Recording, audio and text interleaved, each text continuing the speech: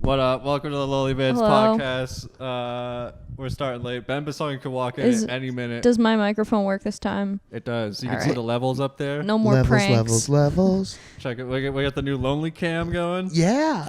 I was scared by the name. Lonely Man. Zoomed in on your face. Oh, the lonely sad. Oh no. It's our sad fuck of the day. Yeah. It's just a camera for right after shows. Right? It's just like, oh man. it's you eating P. Terry's in your car by yourself. God, I wish I got home at P. Terry's hours. They used to be a 3 a.m. place. Really? What are they now? I think they're just 1 a.m. at a lot of stops. Okay. I don't know. COVID has ruined all the hours of the things I thought I knew. Yeah. Like pretty much now it's exclusively Whataburger. When I was on the road for 3 months, we got fucked by Google so many times. It was like it's this because it was last fall, so COVID was still going. It was still a thing in most of the country. So we were like, oh, there's an after hours bar. Or this place says they have food, like because our concerts would end at like 11 midnight. Yep. So we're like looking for something at midnight, 1 a.m. We got fucked so many times. We would walk up. The place would be boarded up sometimes. It wouldn't even exist anymore. Did you eat with Tech N9ne? Yeah, a couple times. God, that's awesome. There's a funny. I'll tell this story on here. By the way, our guest is Mike Eaton. Everybody. Yeah. Hi, it's Mike me. Eaton. Welcome to the show. We're very professional here on the LonelyMans podcast. Yeah, it's perfect. That's how it's supposed to be. Hey, man, making a podcast takes a lot of time and effort, man. Reward that work and effort that we put in by following us on YouTube at LonelyMans Podcast on YouTube. Subscribe to the Patreon. Support the podcast with real money at patreon.com/LonelyMans. For bonus episodes. And make sure you check out our merch at teespring.com/LonelyMansPodcast. Get yourself a hoodie or a fanny pack or whatever you guys want. All right. Back to the show. Peace. We went to... Tech N9ne took us out to dinner one night. He probably would have done it anyway, but when we were in Columbus, Ohio... No, there was one show we did in Montana, Missoula, Montana. Amazing. And people, was there a big Tech N9ne crowd in Missoula, Montana? Was nuts. I love that. Bozeman was nuts. Dude, that's wild. He's big in the Midwest with Well, yeah, KCMO, baby. Yeah, dude, you know. Yeah. That's why I was asking. That's why I knew some of the KC suburbs. Yeah. So, it started in Missoula. People started throwing dollar bills at Tech N9ne on stage. Yes. And he's like, I'm a millionaire. Yeah. Well, stop doing this. And then someone was, I think it like, someone posted a video of it maybe. So someone was doing it in Columbus. They were throwing money at him. And he's like, you guys made me a fucking multimillionaire. I don't need your money. Stop throwing money at me. Like, I got money. They kept throwing money at him on stage. And then when after the show, his security was walking him to the bus. This guy walks up and just throws a stack of money at Tech N9ne. Just like a ball of money. Yeah. Just stripper behavior with an awesome rapper. We were calling him Strippanina. Yeah, perfect. So this guy throws a stack of money at him. It's like $350. Amazing. So he has somebody count it out, and he did like an Instagram reel and was like, yo, stop throwing money at me. I don't need your money. I'm going to take this money. I'm going to take my fucking crew out to dinner. So then we had a couple days off in Tallahassee, Florida, and we went to what's that chain restaurant? It's like BJ's or something. BJ's Brewhouse. BJ's Brewhouse. Yeah. So he took us out to dinner there, and it was no other rappers. It was just the crew, and our waiter was like, "Oh, you guys are a big crew. Like, what are you guys celebrating something?" And Tech N9ne was like, "Just celebrating life, man. We're out here on tour." And he's like, what kind of tour? He's like, oh, we're on a hip-hop tour. He's like, oh, which one of you guys is a rapper? And everyone at the same time points to me. Amazing. And the perfect. The waiter was like, oh, shit, what's your name, man? And I was like, Young Finna, which is another story. Yeah. But I was like, Young Finna. And he's like, oh, okay. And Tech N9ne's like, yeah, and I'm his hype man. I'm his opener, Tech N9ne. Perfect. And the kid was like, you're not Tech N9ne. And we all start dying laughing. And he's like, there's no way you're Tech N9ne. He's like, all right, man, you got a phone? You got Google on your phone? He's like, when you go back to put our order in, Google Tech N9ne. And the kid comes back out, and he's like, dude, I'm so sorry. He's like, I don't really know rap music like that. He's like, I didn't recognize you. He's That's like, so to be adamant, you're not Tech N9ne. I don't know anything, and I'm certain that no, but he goes, sorry, I didn't recognize you. I don't really know rap music like that. I know Young Finna. I know who Young Finna is. Incredible. Doubles down on the lies. Oh my God. And everyone starts going, what? And I go, of course you fucking know Young Finna. He's like, yeah, I mostly listen to SoundCloud. I was like, I'm SoundCloud exclusive, bro. Dude, that's so fucking funny. Holy shit. Yeah, I saw Tech N9ne at the House of Blues in Dallas when I was 17 or 18. I saw him with a fake ID, and he had sex with a girl on stage. And it was just like one of those formative memories where like me and a buddy, it was like one of those times where... How old are you now? I'm 31. So this is 14 years ago? Yeah, 14, 15 years ago. You had sex with a girl on like during the performance? We're in the like top area. No, this is like 2008, 2009. Bingo. Tech N9ne was still getting it back then, dude. Dude, and we're like smoking weed indoors. So we're all like, oh no, like we're doing crimes. This is so crazy. And then he's just banging this chick, and the crowd is going fucking nuts. And we're like, what? Did she just like crawl on stage? Like, it was a girl. She came from the side of the stage, so I assume she's like just a groupie that came back before the show, and then was like, I'm gonna fuck him. And then he was like, yeah. But like, he doesn't stop rapping. That's the part that's crazy. It's not like he's like, hold on, let me fuck this bitch. He's like, I'm a player. Like, he's just fucking getting it. No dude. backing vocals. So they're both naked? Like, he just has his shit out, and she's got like her skirt pulled up, and he's just going to town. Oh my God. Like, those are the good old days. It was just such a wild thing. But I remember like we were all laughing because it's like, what's going to happen when he comes? Does he just like pull out and hit the audience with it? Is it like, yeah, front row? Like, who do you do with that? Do you just bust in there and be like, her? get off, there's a plan B backstage? Like what? That's crazy. So as a crew, you probably know. What is the protocol when Tech N9ne drops a load at a lady on stage? I was on the worst Tech N9ne tour of all time because it was last fall. It was the first tour after COVID. There were no groupies allowed on the bus. No one's allowed on the bus unless they were part of the tour. Wow. No one was allowed in the green room. So there were no parties, no groupies anywhere. After the shows... Like, I remember one night we were in Albuquerque, his security team was out there and was, like, shooing the hose away from the bus. They were like, go on, get. Like, dude, I imagine that guy. Get, like, a broom out. Yeah, basically, there's like raccoons trying to get into the bus. They were like... You know he got done with work that night and is just looking himself in the mirror like, this is why we got into this game. Shoe and hose. What am I doing? You know? I've been trying to do bits about it because I'm like... They're like, you want to tour with Tech N9ne? I'm like, of course, this is going to be a fucking party. Not realizing Tech N9ne's turning 50 last year. Yeah. He's been in a committed relationship for 5 years, and he's been sober since Valentine's Day 2021. Holy shit. Yeah, so like his partying days are over. But I was with all the young rappers, and they're like, how can we get hose on this bus? Like, yeah. And there's like a fining system. Like if you got caught breaking the rules, you would get fined. And one of the guys was like, yo, I'm buying fines for everybody. We find some chicks that are down to party. Fines on me, dude. Dude, that's so cool. Yeah. I can't remember his name, but it's like 3 letters. UBI. Yeah. Is that UBI? Yeah, he was part of He's part of Strange Music, right? Crew.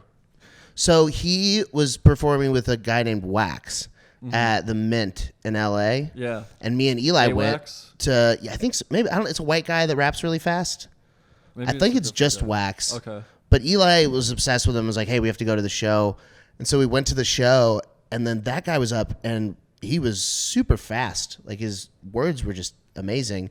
And then everyone started going crazy because Tech N9ne was there, and he was in the building. But he got up on stage and didn't say a single word or touch the microphone. He just stood there looking really cool. And so me and Eli were like, well, what if we like asked them to smoke DMT with us? Do you think that would be a good idea? Yeah. And we had a DMT pen with us. So we waited outside and we're smoking a blunt. And then when Wax walks out, Eli's like, hey, do you want to smoke DMT with us? And I was like, oh, man, I thought we were going to do that way different. Like, you really went, like, just Have full. a little conversation. Yeah, like, hey, hey, man, you're a very great rapper. Hey, we have some, like, whisper the crazy mind-altering drug we're walking around with, just yelling the invite. And he was like, nah, man, I'm good. And I was like, yeah, of course he's good. Eli ended up like DMing him. The guy replied and was like, yeah, man, I'm not going to do that in front of everybody. Like, that's fucking crazy. Like, absolutely insane. Like, we could go to the green room or something. Like, but it was just such a wild thing. But I just remember seeing Tech N9ne and being like, it's cool that like he's not making any money, so he's not going to do anything but stand there. Yeah. He's like, fuck, I'll just stand there. Yeah, no freestyles, pay styles only. That's cool, right? Yeah. Oh. Are you a rap fan, Holly? I mean, not exact. I like every now and then. I like a good hip hop gym playlist. She came to the Austin Tech N9ne show. Oh yeah, I went to the Austin Tech N9ne show. Someone brought a baby. Me and Ben went to go. Yeah, Jesse just said you came to this show. They brought a baby. Yeah.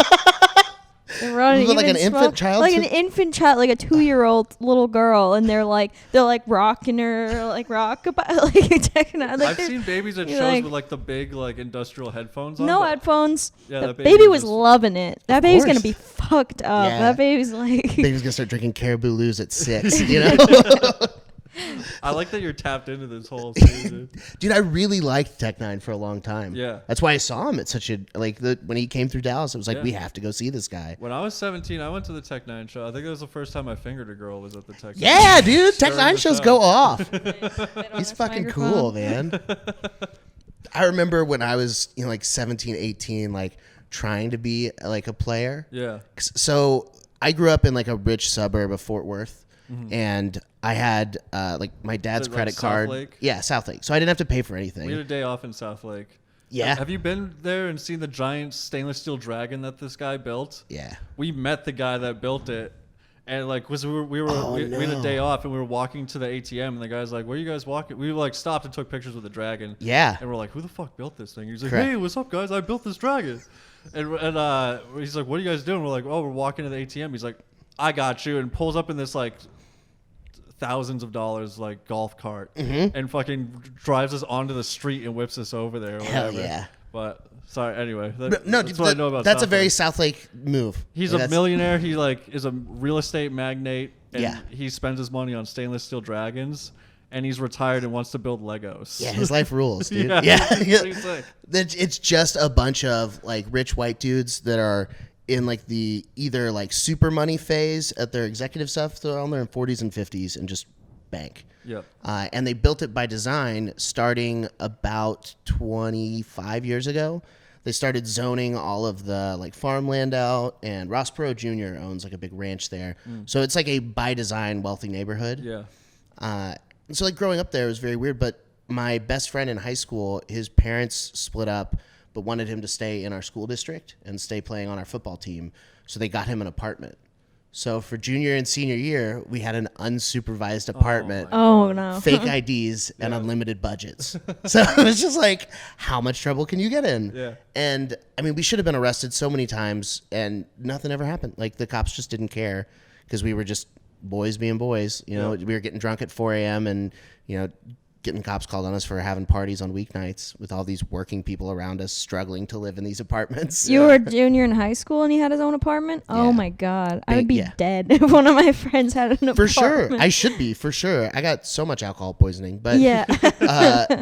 and like the crazy part is because we had fake IDs, like we had access to everything. So we would buy really good weed because we were in the suburbs where they came to sell the rich kids weed. Yep. Because they were like, oh, $75 for an eighth? Don't mind if I do. You know? Just fucking idiot shit. They would just rack it up because they knew you guys could afford it. Yeah, they didn't give a fuck. Yeah. And that kid addicted to OxyContin now. That's usually how it ends. yeah, dude, like so my graduating class is like 700 and we've had like over 80 deaths since I graduated in 2009 just from overdoses. It's a big chunk. Yeah, dude, more than 10% of my classes died from overdose. 10%?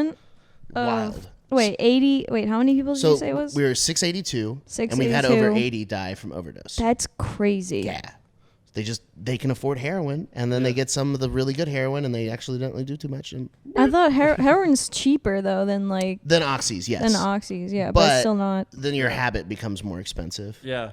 In 2009, that's when like all my friends this is a big thing on the LonelyMans podcast. We're all from Massachusetts. Yeah. Roxy boys. My friend he broke his arm playing basketball and got a bottle of Roxaset, liquid Roxaset, and that started him off on it. And then the blue Percocet 30s were still everywhere at the time. That was like the heyday of that. But then within 2 years, everyone's on heroin. Yeah, dude. It goes that way so quickly. Yeah. I never really liked painkillers that much. Me neither. I'm thankfully. an uppers guy. Yeah, I'm a weed guy. I'll do all of the other drugs every now and then. Yeah. I never tried heroin, but I did 4 80 milligram oxys. Jesus Christ. And I should have been dead. Throw up on yourself? Dude, it was very bad. I went to sleep. Wait, you did them all at the same time? Yeah. Well, so you've always been a big dude too. Yeah. Oh, and right. especially so I did this in college when I was still playing football and like super active. So I was like 30 pounds heavier than this, and it was all muscle. So it was like I was in good shape.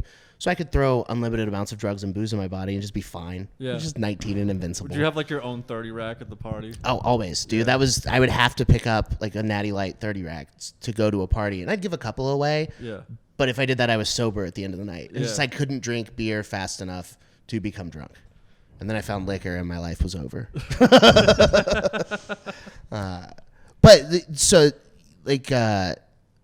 I don't remember why I was telling the story of, but like just the rich and no consequences, like growing up. Yeah. It's such a like scary way to grow up, but you get access to shit like going to these really nice concerts and smoking weed at 16 and all that. And what I've realized now is that I had like so little gratitude for how cool all that shit was. Like I wish that I could like, if I had like a just like 3 words of advice to younger me, be like, just enjoy it more. Like, like, dude, you have unlimited budget and you're just like complaining about shit. What's wrong with you? Yeah, because now you're like a comic and you're probably not poor, living dude. like that. Yeah, it's a nightmare. Yeah, this is actually my first time being poor too. So Yeah. I wasn't rich. I was upper middle class. So I had a good life. I didn't have to pay for anything myself pretty much all throughout college, except for like groceries and shit. But Amazing. rent was paid, loans were paid, everything. Not proud of it. But Why? it's That just- shit rules. Your parents did it's- awesome. Good job, them. Enjoy it. Yeah, I enjoyed it. Don't be ashamed because other people's parents suck, you know? But like the shit you care about when you don't have to worry about like the things I used to like care about that now I look back and I was like I don't have time to think about like any of that anymore. Like I went to LA this week. Half of my mental energy was spent on how am I going to get from here to there? What am I going to eat when I get there that's not going to cause me to go bankrupt? How am I going to get water that's not going to cause me to go bankrupt? Because all the waters out there like Fiji and Voss. I'm like, I'm drinking the fucking tap water at the Airbnb. I don't care. I'll get like scurvy or something. You But might. I was like, is this water safe? And he's like, I drink it. And I was like, good enough for me, man. Like, Hell yeah, dude. yeah, like LA, oh my god. Like I was just so stressed out the whole I yeah. just like didn't eat on Tuesday. I was like, for breakfast I'm just gonna have half of the salad, the $30 salad I bought the night before. I'll eat that for breakfast. And I was like, I'll be good for the rest of the day. I just convinced myself that I could by like 2 PM I was like literally just like my eyes were like starting to close. There was a girl in line feeding me Sour Patch dying. Kids. I was just fucking shoveling them in. I think that's called hypoglycemia. Your body was shutting down, dude. Buddy was just like, we can't do this again tomorrow. And I'm like, or maybe It's a we nightmare. can. And then the last part of the week, so I met up with my dad and this new lady that he's been hanging out with and her 2 Nice. kids who I've Awesome. never met before. And we're all staying in an Airbnb that only had 1 bedroom That your dad and for 2 not having pull-out sex with. couches. So Yeah, I'm sure. ideal He's time definitely to not meet banging the her. first, person. But it was just crazy watching people waste food. Like we would go out to eat and they'd be like, "Oh, darling, I'm so full," and she'd have like 2 bites. And I was like, "That's 3 meals right there."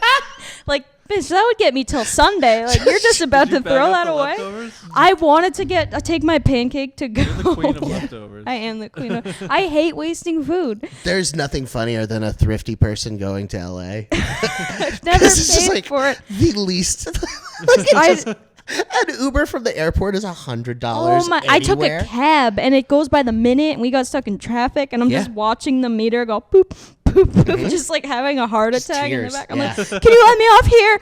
I'll walk. I'll find a way to the back. I went out there. I landed at LAX, and my buddy was supposed to pick me up, but my flight was like an hour and a half late. So he had like a work thing he had to be at. No. So he was like, I can get you in like 2 hours, or you can take an Uber. So I was like, it probably won't be that bad. He's only like 12 miles from the airport. Yeah. And I pulled up, and it was $170. Yeah. So I was like, fuck that. So I just started doing the homeless walk away from LA with my luggage in my backpack.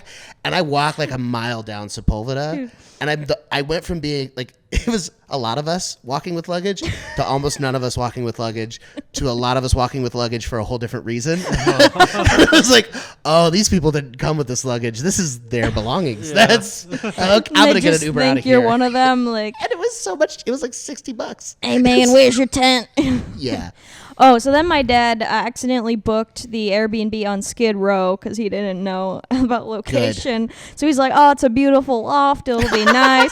I get there. There's just 4 homeless people sleeping outside the main entrance of the building. Guard And dogs you I'm didn't know you just had. like, Pretty nice. nicest homeless people ever. Like They are. he took my coffee for me. He carried my luggage in. I was like, "Hey, I like you, man. Yeah. You're great." He was hoping that it was one of those like Prince Charming situations. You're like, I see through the dirt. Come inside. You know? I thought he was just hoping for a tip, and I was like, man, I have no money. I just like I was at the Airbnb first, so I just like scavenged. Is that the word? Did Scavenged they for have food. snacks in the Yeah. Airbnb? Yes, and I ate all of them Yes. before my family got there, or my 25% of my Did you squirrel family. them away into your luggage? I literally am just like, I just like found popcorn. They had like a movie night thing set up. It was like the most gentrified, like Yeah. Instagram influencer Airbnb I've Perfect. ever They been had, to. like, It's the like fake grass wall with like City of LEDs on it. Angels. Let's go somewhere. Like I all like love it. the artwork and shit. I would And stay my there. my Airbnb didn't have any of that shit. It cost It's on extra. Skid Row. And I'm just like, they yeah. had to decorate the Outside, there's inside. like a man like serenading himself to sleep in his like Yeah. tent, and there's like another man screaming. There's fireworks going off. There were probably no Like, sorry, this is pictures. the only way I can come. You know? It's like, Yeah, there's like 2 like crackheads having sex. Did you live in LA, Mike? I did for 2 years. What's the difference between the LA homeless and the Austin homeless? The LA homeless are better at it because they've been doing it longer. Yeah. They don't ask for money. No, they don't. They just most of the LA homeless are there because that's their final homeless destination because it's very nice year round, like temperature They wise. retire in Los Angeles? Yeah, they homeless retire in LA. Like they have spent their whole life trying to travel across the country to get to a beach that won't be mean to them. And LA's laws have gotten so like hyper progressive that they're a very protected class in a lot of areas. Yeah.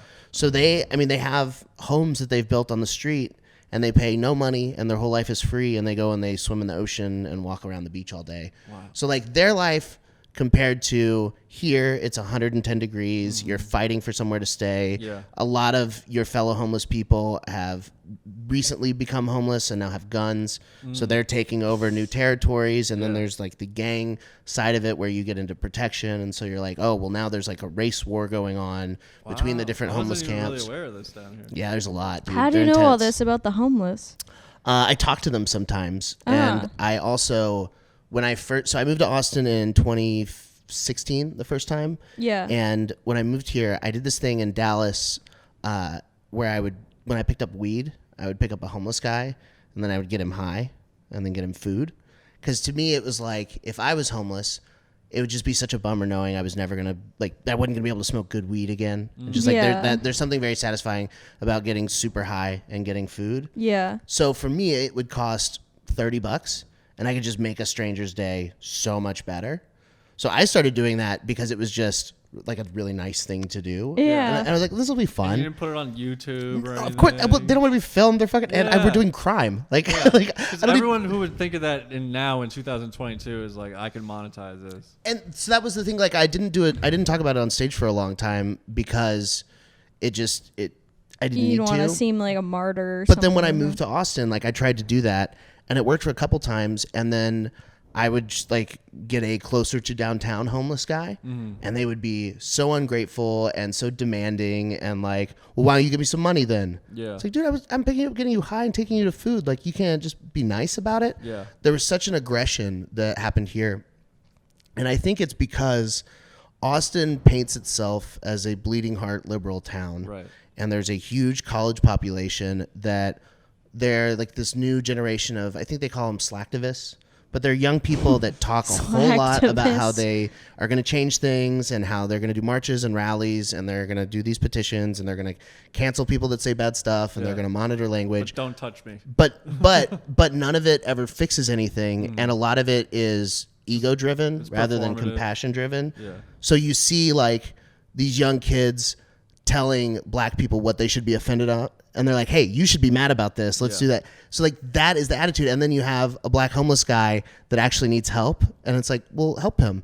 And they're like, well, he scares me. Yeah. Yeah, because you're 20 and you don't know anything. They post an infographic on Instagram. It's like 12 ways to talk to black people. And then they're like, well, my work is done for the day. Yeah, they're like, now I don't have to do it. And so like that kind of hypocrisy, I think, bleeds over into also everything surrounding Austin is still very red. Like there's still a lot of, the people that are moving here from California are very like right-leaning progressives. Even the one that when you come here, I guess that makes sense. In the comedy world, it's not that way because the comedy world leans much further left. It's performing arts. We're creatives. We have empathy. Like comedy is an empathy-driven business. Even if you're an insane sociopath about it, you're modeling empathy to do comedy. So like we lean left. So the comics that have moved here, not so much. But I mean, if you look at the business people that are buying up all the houses and driving up the costs, those are for a tax haven. Yeah, they're fiscally conservative. You know, the people they used to work for. And the only reason that they voted left in California is because they would be ostracized by the community if they didn't. And now they're around a bunch of like-minded people, and they're like, well, I do want to help the homeless, but I moved here to keep my fucking money. You know? Yeah. So like that political tension that's building up around the city, and with it being the capital of a state that's always a hotbed of contention on political issues, the homeless people that are here tend to be in that world. So they're outspoken and they're recently unhoused and they're upset about it. And this is a city that they used to be able to afford to live in, and they've watched it change so much over the last 10 years. So they've been like driven out of their apartments and stuff. So they're literally like forced to. You used to not go to the east side if you were a white person because of crime. Yeah. But it wasn't ever that there was crime. It's that was where they had finally gathered all of the minorities of Austin, and then we're slowly just squeezing them out. And now you can watch like where the housing prices are. And if you look at the homes, you can see these last few people that are holding on, that are like, this has been where my family has lived in Austin. Yeah. Yeah. Like, I mean, Houston-Tillotson is literally an HBCU. Like it's a historically black college that's in Austin. Like it's fed the community and been a part of the community for a long time, and now most people don't even know that exists. What is it? Houston-Tillotson? Where is it? It's over on the east side. Really? Yeah, There's a college over here? Yeah. Like it's Did you know about this? No. When I first told people I moved to East Riverside, because I worked in Round Rock for a little while, I told people I live on East Riverside. They're like, "Oh shit, watch out!" And I'm like, "Not anymore, dude. Like, I'm part of the gentrification of." We got area. Buzzmill coffee now. To that end, Shout though, out like Buzzmill. this area is a very interesting mix because there's a lot of students and working class people that are, you know, creatives and comics, like less like that Metropolis over there. Have you ever driven by that? Apartments on Pleasant Valley? They're like art designed, and they have like music and stuff set up in the courtyards so that like they can all go collaborate and do stuff. Oh, what? Most of the places have hammocks out front. It's all crazy colors. There's weird cars parked there. It's just bonkers. Oh, I think I delivered there one time.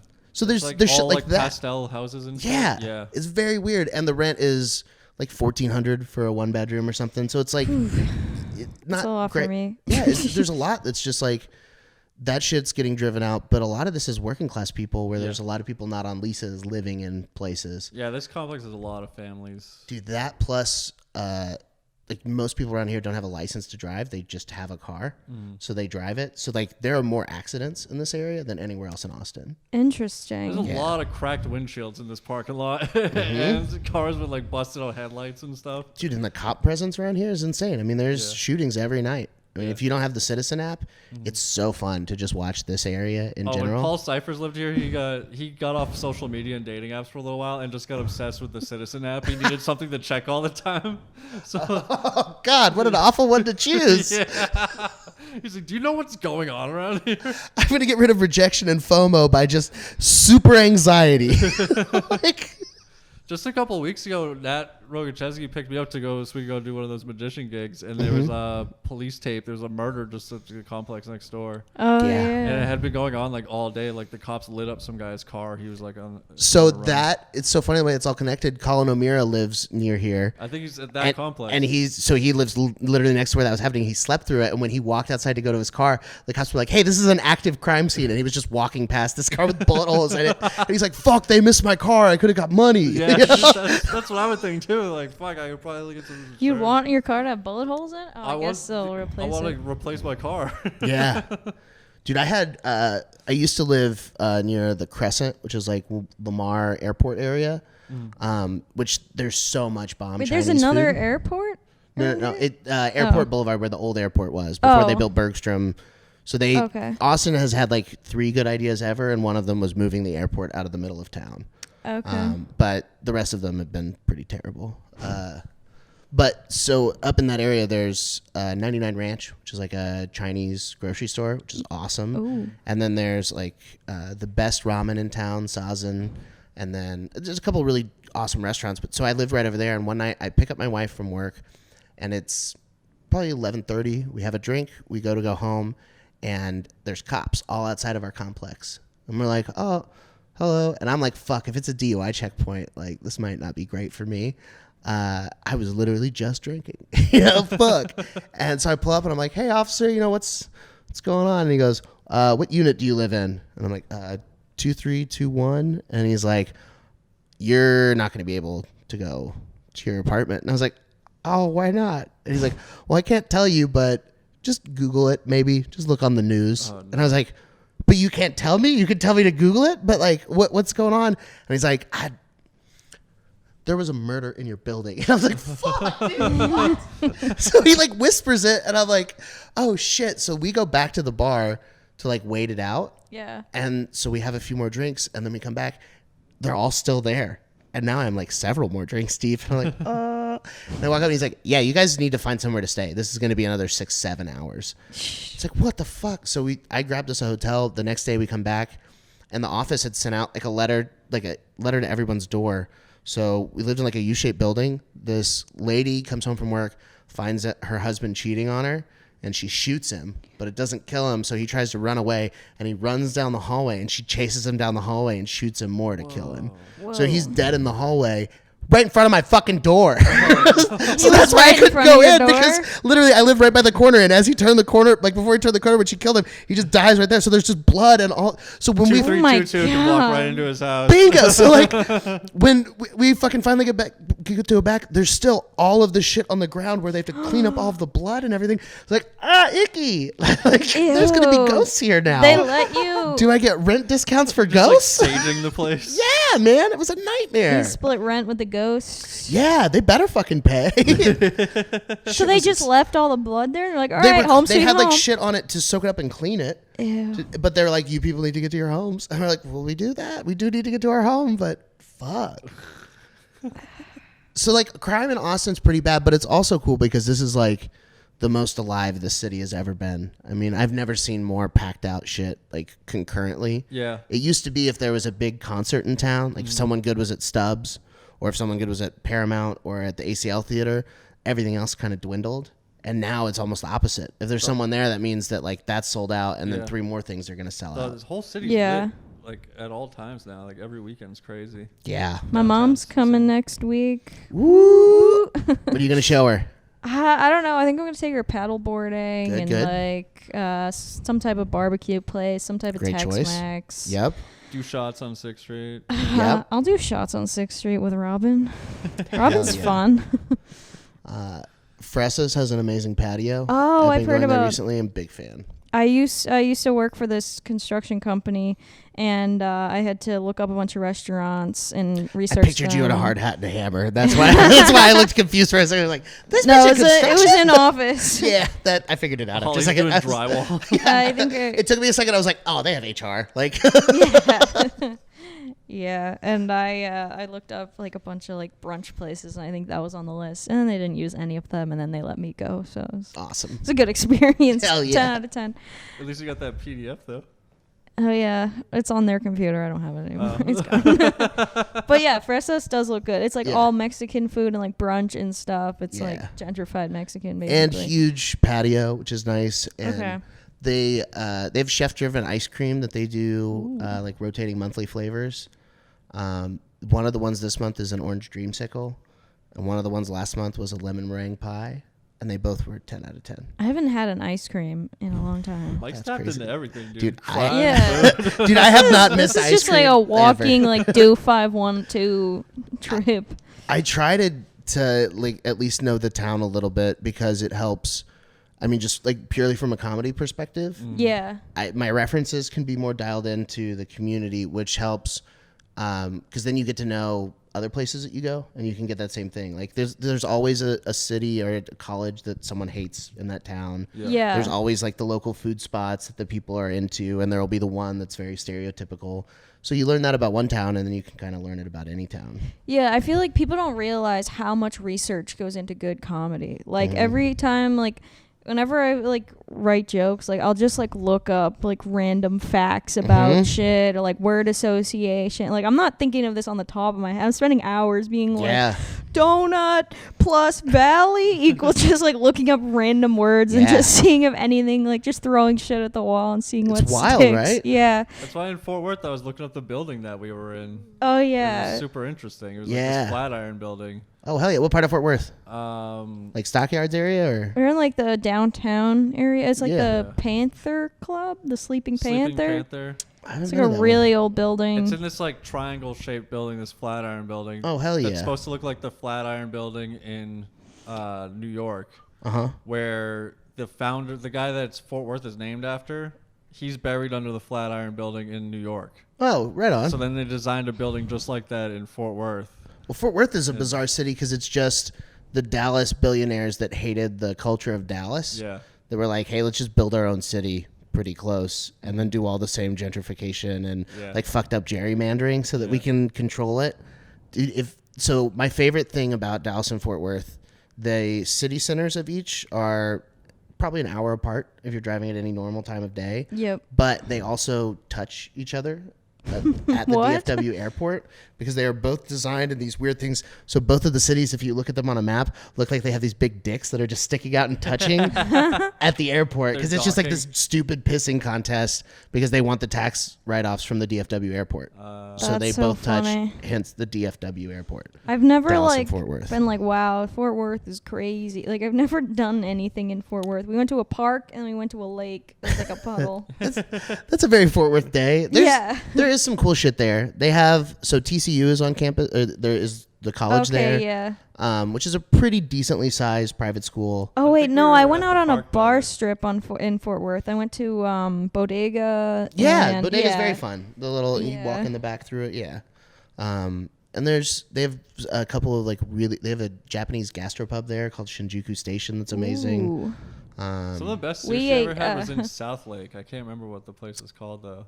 Interesting. I don't think it was. We Dragon ate beef something. jerky in a car. That was our dinner for Hell the yeah. night. Hell yeah. Bucky's beef From jerky. Buc-ee's, Oh, nightmare. Sitting in a parking lot of a dive bar and just like Hell yeah. Fort Worth does have a lot of good dive bars too. 'Cause there's a lot of people that want to drink for very cheap and for Yeah. very long. I like performing there. Like I've performed in Denton a few times. I did Hyenas once. That was fun. We were in Burleson. Saturday night. Ooh, home of Kelly Clarkson. Is that? Dude, Yeah. I wish I had known Oh, that. what? That's where Kelly Clarkson is from, Burleson, Texas. I would have dropped that fact on stage. Yeah, they don't like when you bring up that she got real fat. Burleson as a city really She's hates still that. 2003 got- Kelly Clarkson. Yeah. Didn't she kind of slim out now again? or No, no? I just saw a commercial with her the other day and I didn't recognize her. She was so porked up. I was like, who are they trying to woke shove in our face now? And these, oh, that's Kelly. What doesn't kill you makes you stronger? I think so.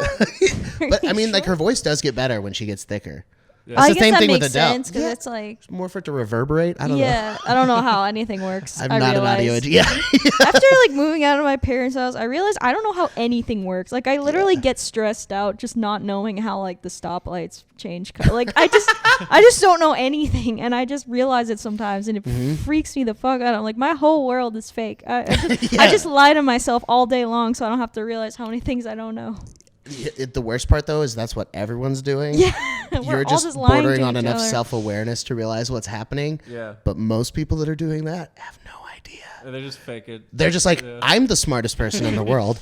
I know everything. You ever just listen to yourself explain something to someone and the whole time you're going like, oh my God, you piece of shit. You don't know what you're saying. And Yeah. they're just like nodding along. And I'm like, it sounds like I know what I'm saying.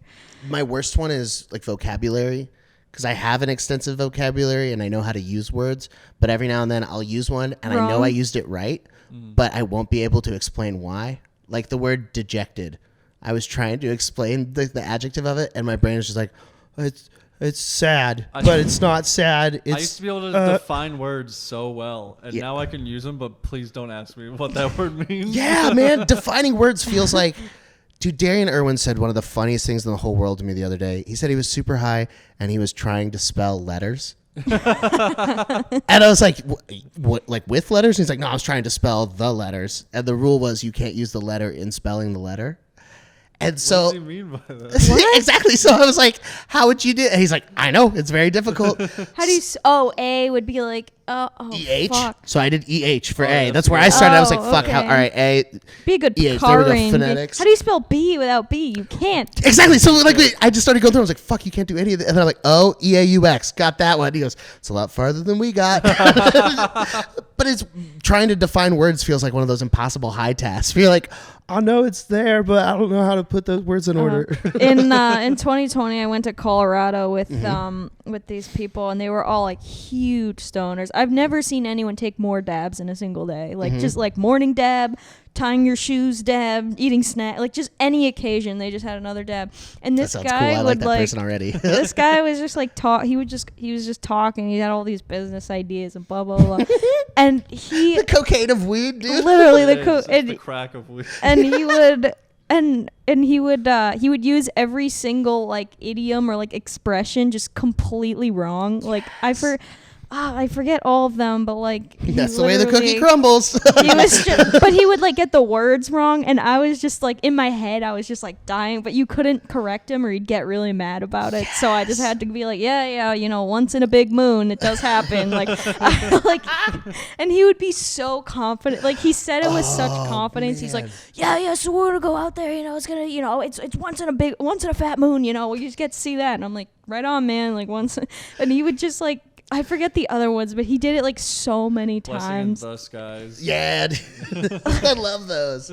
I also now hate that person. I liked him at the beginning because lots of dabs. You would still smoke weed with it. Yeah, I would. But I then wanna- I would be like, "Hey, I'll talk." You're. I you wish stop I doing could that. remember like the things that he said, because there were so many, and I was just like, I just like couldn't say anything in response, but I was just like, yeah, you know, that's the way the horse falls. I don't know, just That's whatever awesome. it was.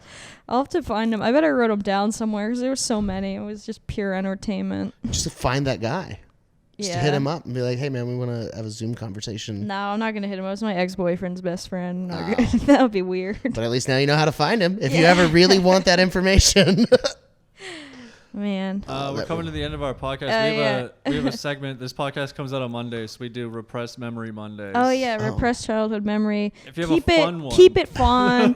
We've had people get real dark on here, and People it gets have real gone weird. real dark on They're us. like, Dude. oh, here, let me unpack.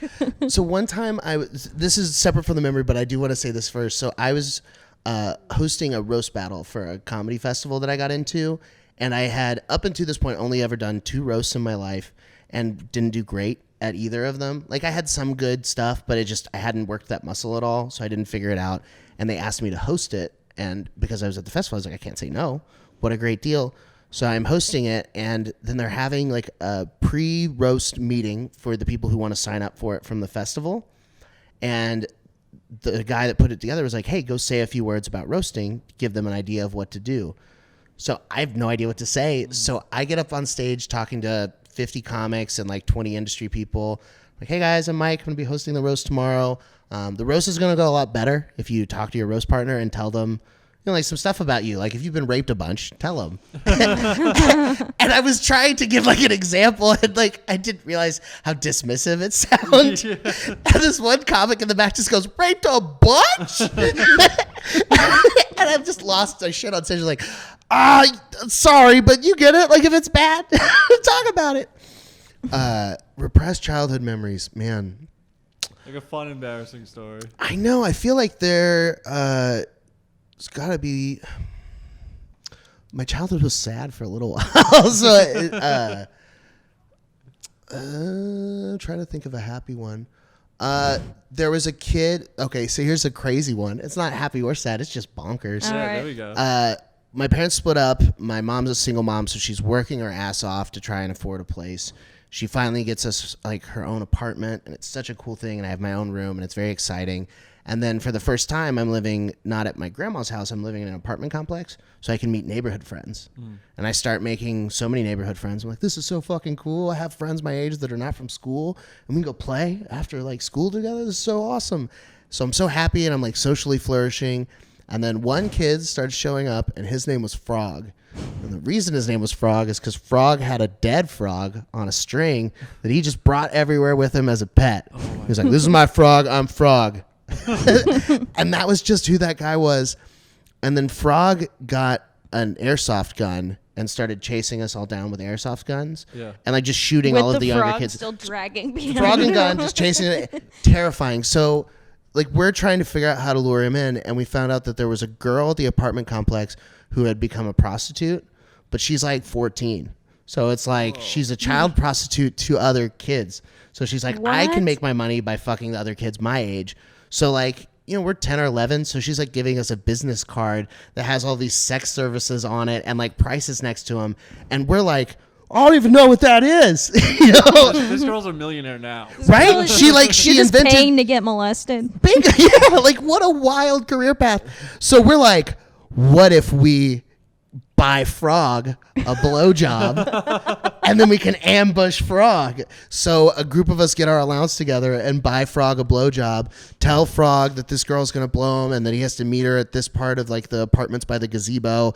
And then we got paintball guns from our friend's older brother and we stole them. And then when Frog was in the gazebo about to get his blowjob, we just lit him the fuck up with paintballs. Oh my God. And then Frog chased after us with a knife and it got way dirty. But but for a moment, we won and we helped the economy. But it's one of those things where if you're playing a game of like Two Truths and a Lie or like one of those like Never Have I Ever games, it's a very weird thing to throw out like, I've paid an underage person for sex for another underage person. Like it's such an Epstein vibe of a sentence. So many asterisks. But it's really, you're just like, I was 11, she was 14, she was the business person. We were trying to not get bullied. You know? And you're like, whoa. Not what it sounds like. That's crazy. I didn't eat lunch for a week. I saved all. Yeah, dude.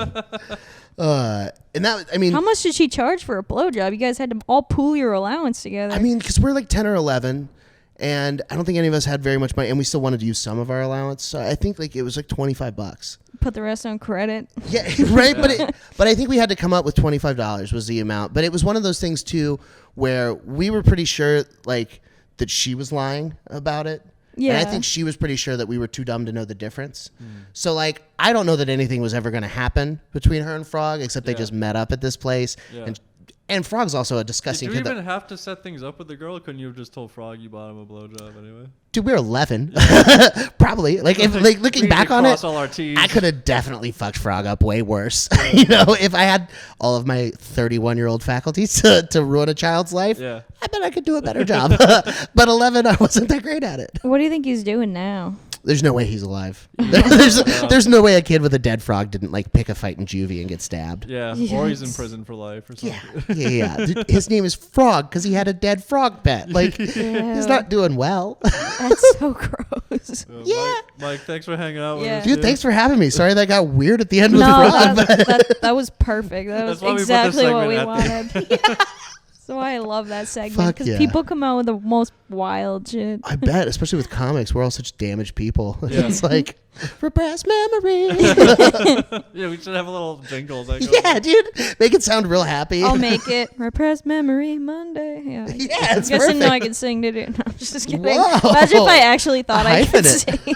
You're just Kelly Clarkson it right now. You should go to Cutthroat Karaoke tonight and go and sign up and show them how good you can sing. I'm good. All right. It's good. All right, bye guys. Bye. Bye.